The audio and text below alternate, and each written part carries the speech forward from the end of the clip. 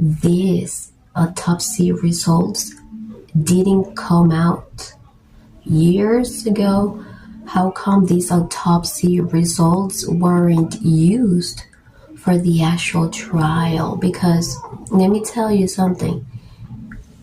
I personally believe that these autopsy results may have changed everything, even the charges. Like, who knows? This is just my crazy, wild guess / opinion. With this autopsy results, there is a possibility, and I'm not an expert in law, but there is a possibility that she could have been charged with first-degree murder. And I'm going to explain myself why, in my opinion.